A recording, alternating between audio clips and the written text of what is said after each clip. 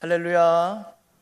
오늘도 하나님을 참으로 사랑하는 마음을 가지고 또 감사한 마음을 가지고 또 은혜 받기 사모하는 마음을 가지고 이 복된 예배 자리에 나온 여러분 한 분 한 분을 진심으로 사랑하고 축복하고 환영합니다. 오늘 여러분 나온 만큼 하나님이 예비하신 큰 은혜가 말씀을 전하는 저나 또 듣는 여러분 가운데 충만하시기를 주님의 이름으로 간절히 축원합니다. 우리 옆에 분과 인사 나누면 좋겠습니다. 잘 나오셨습니다. 반갑습니다. 잘 나오셨습니다. 잘 나오셨습니다. 여러분 진짜 잘 나오셨어요. 왜냐하면 이 자리는 하나님이 참으로 기뻐하는 자리인 줄로 믿습니다. 하나님은 예배하는 자를 찾는다 그랬거든요. 하나님을 위해서 헌금하는 것도 좋고 봉사하는 것도 좋고 착한 일 하는 것도 좋지만 성경에 보니까 하나님은 어떤 자를 찾느냐? 예배하는 자를 찾는다 그랬어요. 그러면 찾는다는 의미는 뭐냐면 하나님이 그런 사람을 만나준다는 거예요. 오늘 예배 속에서 하나님을 만나는 복된 시간이 되기를 주님의 이름으로 간절히 축원합니다. 여러분 신앙생활은 다른 게 아니라 살아계신 하나님을 알아가고 살아계신 하나님을 만나고 살아계신 하나님과 함께하는 것이 신앙생활인 줄로 믿어요. 그래서 우리가 신앙생활함에 있어서 정말로 중요한 건 뭐냐면 우리의 믿음이 대상이 되고 우리가 신뢰하고 우리가 또 의지해야 될 하나님이 어떤 분인가를 알아가는 것은 참으로 중요한 겁니다. 왜냐하면 우리는 아는 것만큼 믿게 되어 있고 믿는 것만큼 행하게 되어 있고 행하는 것만큼 하나님의 은혜와 복이 있기 때문이죠. 창세기 22장에 보면 아브라함이 하나님의 명령을 받는데 사랑하는 독자 이삭을 제물로 바쳐라 라는 청천벽력과 같은 말씀을 받게 돼요. 그러나 아브라함은 이 말씀 앞에 즉시 순종합니다. 그래서 하나밖에 없는 100세 얻은 이 아들을 번제로 드리는 믿음을 보이죠. 그래서 아브라함이 큰 믿음으로 인정받아 믿음의 조상이 되는 축복을 받게 되죠. 그런데 아브라함이 처음부터 이런 믿음이 좋은 사람이었느냐? 그렇지 않았다는 거예요. 창세기 12장에 가서 하나님이 아브라함을 부릅니다. 그래서 내가 너로 큰 민족을 이루게 하겠다라고 약속의 땅 가나안으로 데려오죠. 그래서 처음에는 하나님의 약속을 믿고 모든 것을 포기하고 가나안 땅에 왔어요. 그런데 애기 낳는 것은커녕 오히려 그 땅에 기근이 들어요. 먹고 살기 힘들어졌습니다. 그랬더니 아브라함 마음에 어떤 마음이 들었느냐? 야, 하나님이 뭐가 필요하냐? 큰 민족이 뭐가 필요하냐? 우선 내가 먹고 살기 힘든데. 그래서 하나님의 약속을 포기하고 애굽으로 내려가게 되죠. 애굽으로 내려갔다는 건 뭐예요? 하나님을 전적으로 의지하지 못하는 아브라함의 연약함을 볼 수 있습니다. 그것뿐만 아니라 또 창세기 15장에 가면 하나님께서 큰 민족을 되게 해주려면 순풍순풍 애를 낳아야 되는데 아직까지 애가 없는 거예요. 그래서 급한 마음에 자기 집에서 같이 지냈던 자신의 종 엘리에셀을 후사로 세우려고 작정을 하죠.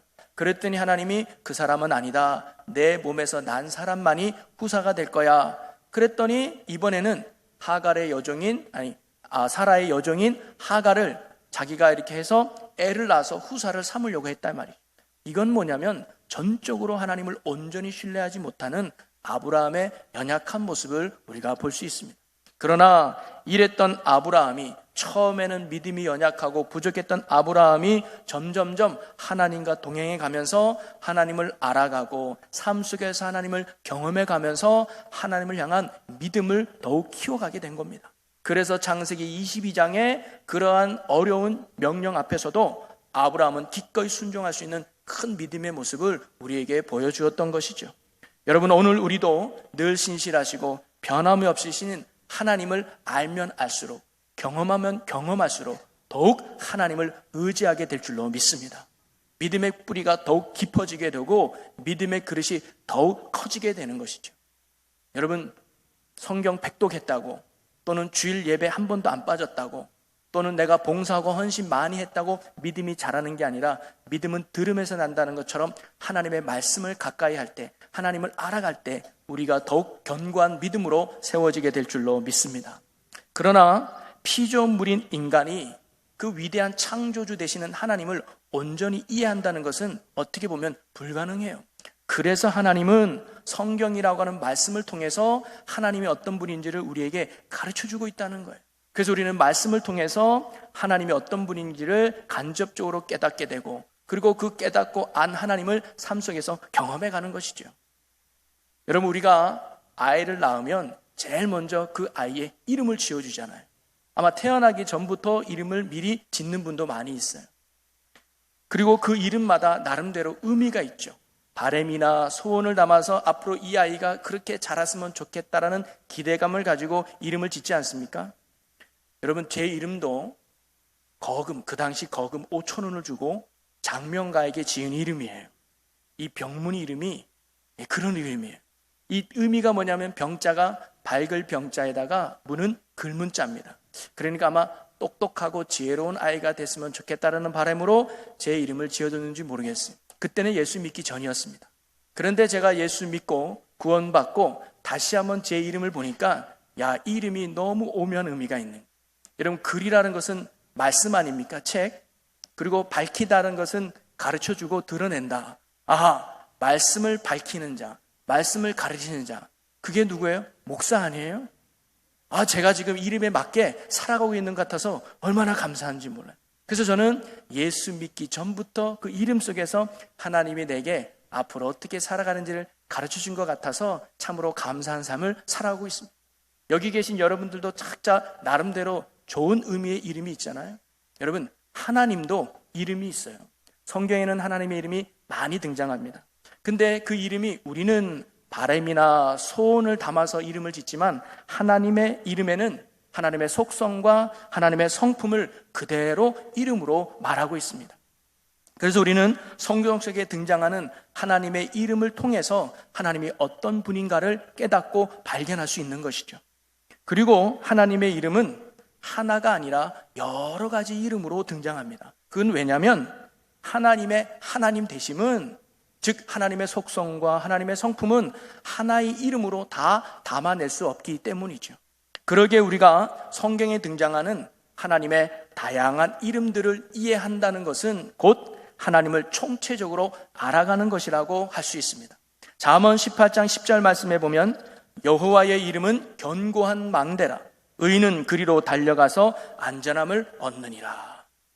우리가 하나님의 이름을 알고 그 속에 담겨져 있는 하나님의 어떤 분인가를 깨닫고 믿는다면 우리는 더욱 하나님을 의지하게 될 것이고, 그로 인해서 우리가 안전함을 얻게 된다는 말씀이죠. 그래서 오늘도 우리가 말씀을 통해서 하나님이 어떤 분인지를 날마다 깨달아갈 수 있는 그런 놀라운 은혜가 저와 여러분에게 있기를 주님의 이름으로 간절히 소망합니다. 그리고 나아가서 우리가 알고 있는 하나님, 우리가 믿고 있는 하나님을 단순히 지식으로만 머무는 것이 아니라 우리의 삶 속에서 경험되어지고 우리의 삶 속에서 함께함으로 말미암아 하나님이 주시는 놀라운 복과 은혜를 날마다 누릴 수 있는 천국 백성으로의 삶을 살아갈 수 있는 우리 모두가 되기를 주님의 이름으로 간절히 축원합니다. 그래서 저는 지난주에는 나를 만드신 하나님에 대해서 알아봤다면, 오늘은 두 번째 시간으로 우리가 오늘 함께 살펴볼 하나님은 어떤 하나님이냐, 오늘 주보에도 제목에 나와 있듯이 지극히 높으신 하나님을 오늘 한번 같이 나눠보려고 합니다. 오늘 그 이름이 처음 등장하는 것이 바로 오늘 우리가 읽은 본문 말씀입니다. 오늘 본문 말씀의 등장 배경을 보면 우리 가나안 땅의 주변에 그돌라오멜이라는 왕을 포함한 4왕의 동맹군과 또 소돔 왕을 비롯한 5 왕들의 동맹군이 서로 전쟁을 하게 됩니다. 그 전쟁에서 그돌라오멜 왕을 중심으로 한 4왕이 이기게 되죠. 그래서 소돔과 고모라에 있는 모든 재물과 양식과 심지어 사람까지도 다 빼앗아 가게 됩니다. 그때 아브라함의 조카 롯도 함께 붙잡혀 가게 되죠. 이 소식을 알았던 아브라함이 자기 집에서 기르고 훈련시킨 316명을 데리고 단까지 쫓아가서 그들과 싸움을 벌이게 됩니다. 그리고는 그 싸움에서 승리해서 빼앗겼던 모든 재물과 또 양식과 그리고 사람까지 다 구출해서 돌아오게 되죠. 그리고 돌아오는 길에 살렘 왕인 멜기세덱이 승리하고 돌아오는 아브라함을 기쁨으로 맞이하게 됩니다. 그리고 하나님의 제사장이기도 한 이 멜기세덱이 바로 이 아브라함을 축복하는 말씀이 오늘 우리가 읽은 본문 말씀이에요. 오늘 이 말씀 속에서 멜기세덱을 말하기를 하나님은 어떤 분이냐? 지극히 높으신 하나님이라고 선포하고 고백하고 있는 것이죠. 자, 그러면 지극히 높으신 하나님은 어떤 하나님일까요? 자, 히브리 말로는 이 말이 엘 엘리온이라는 단어를 쓰고 있습니다. 즉 하나님은 엘 엘리온이다 라고 말하고 있어요. 엘이라는 말은 하나님을 지칭하는 말이고 엘리온이라는 말은 하나님의 속성과 성품을 나타내는 단어입니다. 이 엘리온은 어떤 의미냐? 가장 높다, 또 최상이다, 또 최고라, 그런 의미가 담겨져 있는 거죠. 단순히 자리만 높은 데 있고 위치만 높은 곳에 있다는 의미가 아니라 가장 높은 곳에서 뭐 하느냐? 내려다 보시면서 바라보시면서 다스리고 통치하신다는 의미가 바로 여기에 담겨져 있습니다. 여러분, 우리도 흔히 그런 말 하잖아요. 여러분, 우리나라에서 가장 높은 자리에 있는 사람이 누굽니까? 백두산에 사는 누구누구가 아니라 가장 높은 자리에 있는 사람은 대통령이죠. 가장 큰 권력과 가장 큰 힘을 가진 사람은 우리는 가장 높은 자리에 있다라고 표현을 합니다. 마찬가지로 지극히 높으신 하나님, 가장 높은 곳에 계시는 하나님이라는 의미는 뭐냐면 가장 높은 곳에서 이 세상을 바라보시며 이 세상에 하나부터 열까지를 다 다스리고 온 인류의 통치자가 되시는 세상의 주권자가 되시는 하나님을 말하고 있는 거예요. 그래서 지극히 높으신 하나님을 고백할 때 우린 크게 두 가지를 고백할 수 있습니다. 첫째는 뭐냐면 하나님이 최고로 높다는 거예요. 하나님이 최고로 높은 분이라는 고백이죠. 그래서 왕 중에 왕이고 최고 중에 최고라는 의미입니다. 하나님은 여러 신 중에 한 분이 아니라 모든 것 위에 가장 뛰어나고 가장 능력 있고 가장 힘 있는 분이 바로 하나님이라는 고백이죠. 하나님보다 높은 자는 없고 하나님을 이길 자 없고 하나님을 대적할 자 아무도 없다는 거죠. 그래서 멜기세덱이 아브라함에게 지극히 높으신 하나님을 찬양하라고 말한 이유가 어디 있냐면 아브라함과 여러 민족의 싸움에서는 아브라함 당신의 힘으로 이긴 것이 아니라 모든 것을 다스리고 모든 것을 주관하고 모든 승리의 힘이 되시는 하나님이 도와주셨기에 당신이 승리할 수 있었음을 잊지 말라고 하는 말씀의 의미가 담겨져 있는 것이죠. 여러분, 우리가 시골에 살면 동장이 최고인 줄 알아요. 그래서 어떤 어려움이 오면 동장에게 부탁하지 않습니까?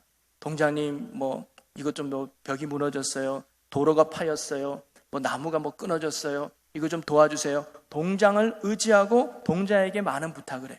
그러나 만약에 그 동네에 대통령이 순찰을 와서 여러분 부탁할 거 있으면 제게 부탁하면 제가 다 들어주겠습니다. 그러면 동장은 아무 말 없고 대통령에게 뭘 부탁해도 다 들어줄 수 있는 거 아닙니까? 여러분, 우리가 하나님을 알기 전에는 이신저신 믿고 의지하죠. 점도 쳐보기도 하고 굿도 해보기도 하고 무당을 의지해서 뭔가 도움을 받기도 하고 이거 필요할 때는 이신 찾아가고 저거 필요할 땐 저신 찾아가는 그런 연약함이 우리에게 있죠. 그러나 하나님을 만나면 그 모든 것 뒤에 최고로 높은 분이 하나님이라는 걸 알기 때문에 모든 것을 뛰어넘게 되는 줄로 믿습니다. 여러분, 시골에 가면 달력을 보니까 달력 안에 이사 가는 날이라고 따로 적혀 있더라고요. 그건 뭐예요? 그때 이사해야 잘 된다는 거죠. 그때 이사 안 하면 뭔가 안 된다는 거예요. 그러나 하나님을 다스리는 민족은 뭐예요? 그걸 뛰어넘는 거예요. 여러분, 예수 믿는 사람 아무 날에 이사해도 됩니다. 전혀 상관없습니다. 여러분. 오늘 해도 되고 내일 해도 되고 저녁 해도 되고 낮에 해도 되고 아무 상관없어요. 왜? 모든 것 위에 뛰어난 하나님이 우리를 다스리고 계시기 때문이죠. 그래서 예수 믿는 사람이요, 점집에 가면요 점괘가 안 나온대요. 확인하고 싶으신 분들은 내일 저랑 같이 한번 점집에 가보도록 하겠습니다. 점괘가 안 나온대요. 그게 왜 그러냐? 진짜를 알아보는 거예요. 여러분, 동장이 아무리 힘이 있어도 대통령이 오면 깨갱깽 하는 것처럼 아무리 귀신이 능력이 있어도 전능하신 최고로 높으신 하나님과 함께하는 사람 아무렇게 못한다는 거죠. 여러분, 우리가 믿는 하나님은 그 누구도 이길 수 없고 그 무엇도 막을 수 없는 전능하신 최고의 하나님이심을 믿으시기를 바랍니다. 그게 지극히 높으신 하나님이에요. 또 하나의 의미는 뭐냐면 하나님이 가장 높은 곳에서 다스리고 통치하신다는 그 의미는 뭐냐면 온 인류의 역사의 주관자가 바로 하나님이라는 말씀입니다. 즉 세상은 하나님의 주권 아래, 하나님의 섭리 아래 움직이고 있다는 것이죠. 여러분, 하나님을 알지 못하는 사람들은 세상은 우연히 돌아가고 있다고 믿습니다. 스스로 알아서 돌아간다고 말하고 있습니다. 그러나 하나님은 오늘 우리에게 분명히 가르쳐 줍니다. 이 세상은 자기들이 알아서 움직이는 것이 아니라 스스로 움직이는 것이 아니라 창조주가 되시는 하나님께서, 주관자가 되시는 하나님께서, 통치자가 되신 하나님께서 하나부터 열까지 모든 것들을 주관하시고 섭리하시고 계획하심으로 이끌고 있다는 사실이죠. 우리가 이런 인생과 역사의 주관자가 되시는 하나님을 온전히 믿을 때 우리는 어떠한 상황 속에서도 흔들리지 않고 믿음 위에 굳게 서서 승리하는 삶을 살아갈 수 있게 될 줄로 믿습니다. 그러기에 우리가 낙심하지 않고 좌절하지 않고 어떠한 상황 속에서도 승리하기 위해서는요, 오늘 지극히 높으신 하나님을 이해하고 지극히 높으신 하나님을 믿어야 합니다. 자, 그러면 우리의 인생의 참된 주관자가 되시는 하나님은 우리의 인생을 어떻게 다스리고 어떻게 인도하실까요? 첫 번째로는 하나님은 평안과 환난으로 우리를 다스린다는 겁니다. 자, 이사야 45장 7절 말씀을 한번 여러분들이 읽어보겠습니다. 시작.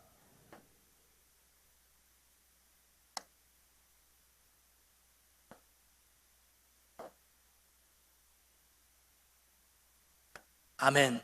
하나님이 지금 본인이 뭐라고 말씀하면 나는 모든 것을 창조하고 하나님인데 하나님이 다스리고 통치할 때 때론 평안도 짓고 환난도 창조하셨다. 이 말은 뭐냐면 좋은 일도 일어나게 하시지만 나쁜 일도 하나님이 일어나게 한다는 거예요. 내가 대학을 합격하는 것도 하나님의 역사지만 떨어지게도 하나님이 하신다는 거죠.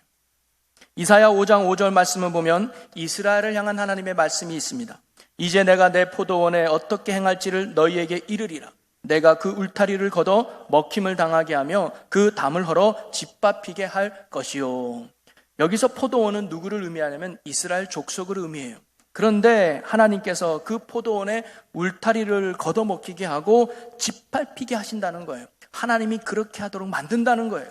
왜? 한마디로 말하면 이스라엘 백성을 고난 가운데 빠뜨린다는 거예요. 아픔 가운데 내려놓는다는 거예요. 한마디로 망하게 하신다는 거죠. 하나님이 왜 그렇게 하실까요? 그들이 하나님의 말씀에 순종하지 않고 하나님을 떠난 불신앙의 삶을 살았기 때문에 그들을 돌이키게 하시려고, 그들을 깨닫게 하시려고 때론 하나님이 고난 속으로, 아픔 속으로, 환난으로 하나님이 역사하신다는 말씀입니다. 신명기 8장 5절 말씀에 보면 너는 사람이 그 아들을 징계함 같이 내 하나님 여호와께서 너를 징계하시는 줄 마음에 생각하고. 여러분이 부모로서 자녀를 키우다 보면 징계할 때가 있잖아요. 매를 들 때가 있습니다. 너 이거 잘못하면 종아리 5대야. 여러분 이렇게 말하는 이유가 뭡니까? 때리고 싶어서, 몸이 근질해서 그렇게 약속하는 부모는 없죠. 이걸 통해서 이 무서움을 알고 이 고통을 알고 네가 그런 잘못을 범하지 않기를 바란다. 네가 바른 길을 가기 바란다. 이게 사랑하는 부모의 매를 드는 이유잖아요. 하나님도 마찬가지입니다. 하나님을 우리를 자녀 삼아 주셨다면 우리가 언제나 바른 길로 가고 옳은 길로 가고 생명의 길로 가기를 원하는 게 우리를 사랑하시는 아버지 하나님의 마음이에요.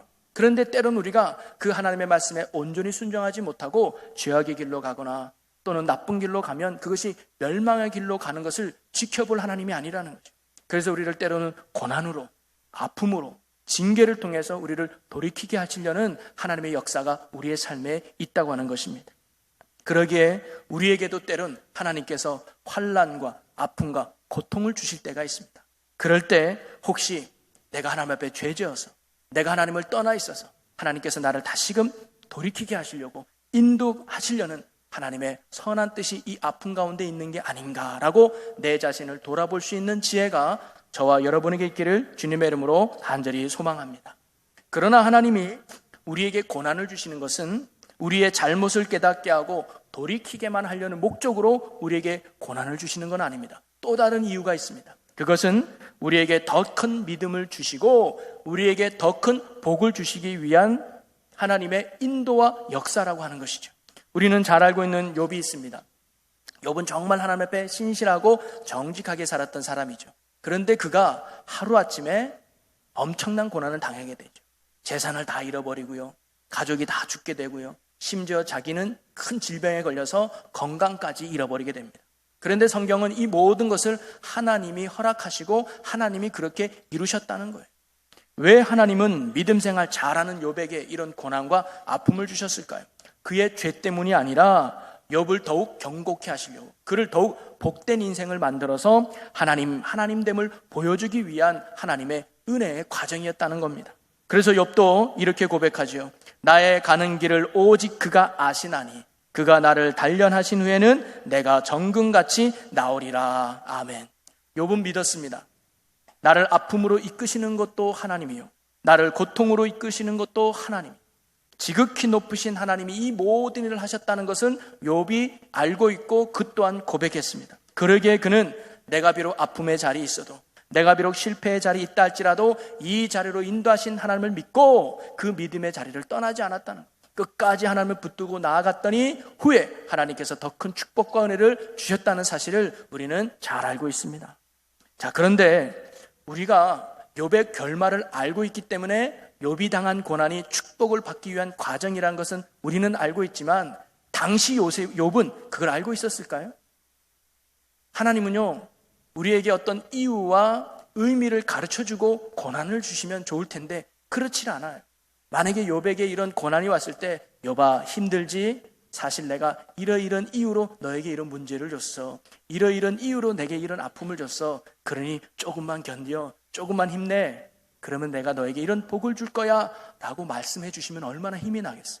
그런데 하나님은 전혀 그런 말씀 없고 그냥 고난만 주는 거예요. 아픔만 주는 거예요.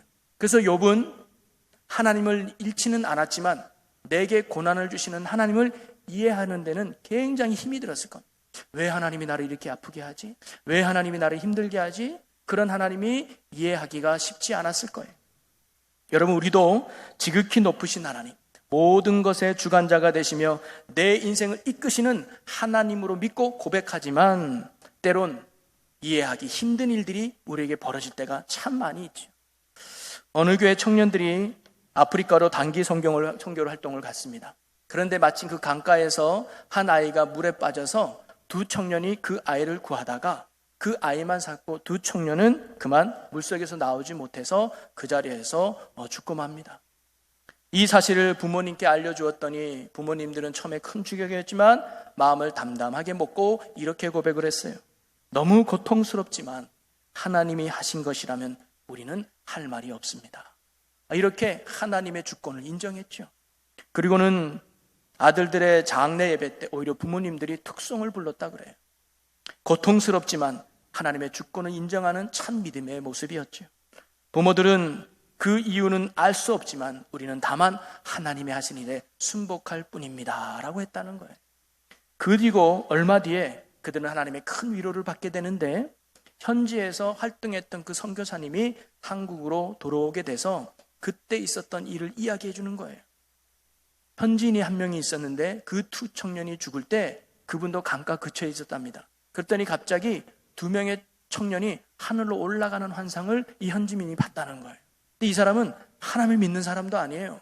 교회를 다니는 사람도 아니었어요. 그런 게 너무 신기해서 선교사님한테 얘기해 줬다는 거예요.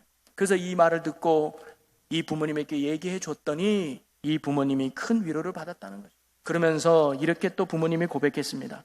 그래도 지금은 왜 하나님이 우리 아들을 데려가는지 나는 알지 못합니다. 내가 나중에 하나님 앞에 가면 꼭 여쭤볼 겁니다. 그러나 내 마음은 참으로 평안합니다. 여러분, 이것이 지극한 높으신 하나님을 믿는 신앙의 열매가 아닐까요? 우리도 살다 보면 이해할 수 없는 상황을 맞닥뜨릴 때가 있습니다. 왜 나에게 이런 아픔이 오는가? 왜 나는 이렇게 실패해야 되는가? 왜 나는 이런 어려움이 와야 되는가? 이해할 수는 없지만 여러분, 그 상황까지도 인도하시고 주관하시는 하나님을 우리는 인정해야 됩니다. 지극히 높으신 하나님이니까 우리의 삶을 그렇게 인도하셨다는 것을 우리는 인정해야 됩니다. 그것이 믿음이요, 그것이 신앙이라는 것이죠. 지금은 다 이해할 수 없습니다. 영적 베일에 가려져 있기 때문이죠. 피조물에 불과한 우리가 창조주와 전능하신 하나님의 놀라운 섭리와 뜻을 어떻게 이해할 수 있겠습니까? 그러나 단지 우리가 어떤 아픔의 자리가 오든 우리가 어떤 고통의 자리가 오든 두 가지 이유라는 사실만 우리가 믿읍시다. 뭐냐? 나를 돌이키게 하시려는 하나님의 사랑의 징계일 수 있고, 또 하나는 더욱더 믿음을 견고하게 해서 내 삶을 통해 더 축복과 은혜를 주시려는 하나님의 축복의 과정이라는 사실을 꼭 믿으심으로 어떠한 고난이 와도 하나님을 굳게 붙들며 흔들림 없이 믿음으로 승리할 수 있는 우리 모두가 되기를 주님의 이름으로 간절히 축원합니다. 두 번째로, 지극히 높으신 주권자 되신 하나님을 믿는다고 할 때 하나님은 우리를 어떻게 인도하시는가? 인간의 생사와 질병, 건강을 주관하시는 하나님을 우리는 믿어야 합니다. 신명기 32장 39절에 보면 이제는 나 곧 내가 그인 줄 알라. 나 외에는 신이 없도다. 나는 죽이기도 하며 살리기도 하며 상하게도 하며 낫게도 하나니 내 손에서 능히 빼앗을 자가 없도다. 아멘. 하나님은 어떤 분이에요? 살리기도 하고 죽이기도 하고 상하게도 낫게도 하시는 역사의 주관자가 되신다는 겁니다. 여러분, 오늘날도 보면 수 없는 그런 기적들 속에서 우리의 인생들이 진행되죠. 암이 치료되기도 하고 불치병이 고침받는, 오직 하나님만이 하실 수 있는 놀라운 기적 같은 일들이 오늘도 우리 주변에 간혹 종종 일어나고 있습니다.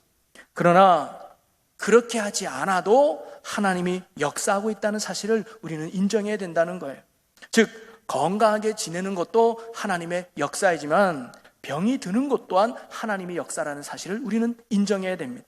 또 병이 고침받는 것도 하나님의 역사이지만 병이 고쳐지지 않는 것 또한 하나님이 하시는 일이라고 우리는 믿고 받아들여야 된다는 것이죠.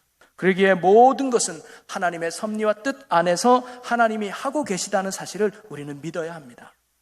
사도 바울도 자신의 병이 든 몸을 위해서 하루에 3번씩 간절히 하나님께 기도했습니다.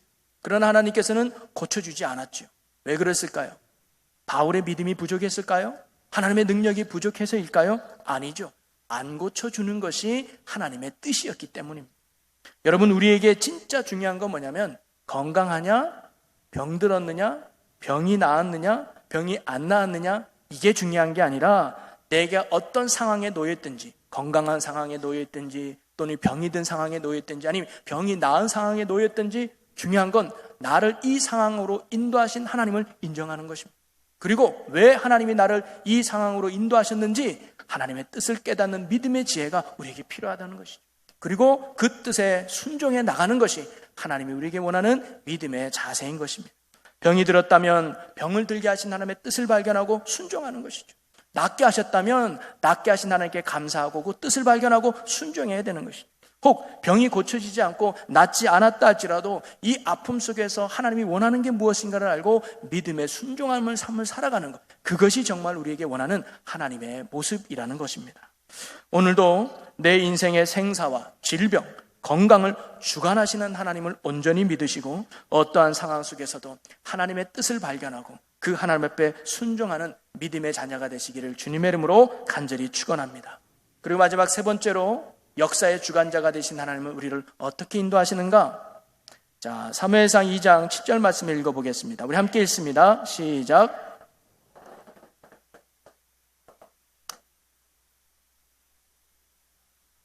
아멘.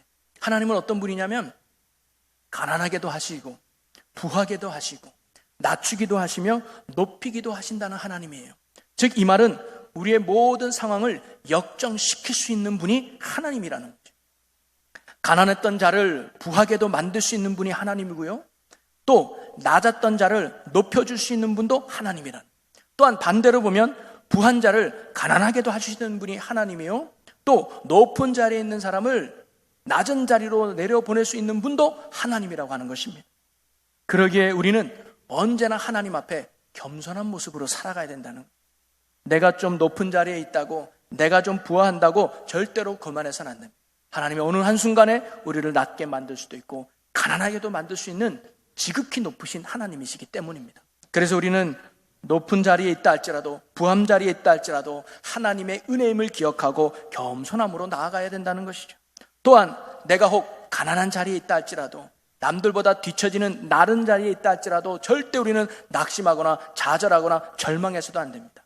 하나님은 반드시 역전을 시켜서 우리를 높게 세우고 부하게 해줄 수 있는 그 능력이 하나님께 있기 때문이죠. 여러분, 다윗도 도망자 신세 속에서 지극히 높으신 하나님을 바라보며 붙들었습니다. 요셉도 노예 생활하고 죄수로 잡혀있다 할지라도 지극히 높으신 역전의 하나님을 바라보았습니다.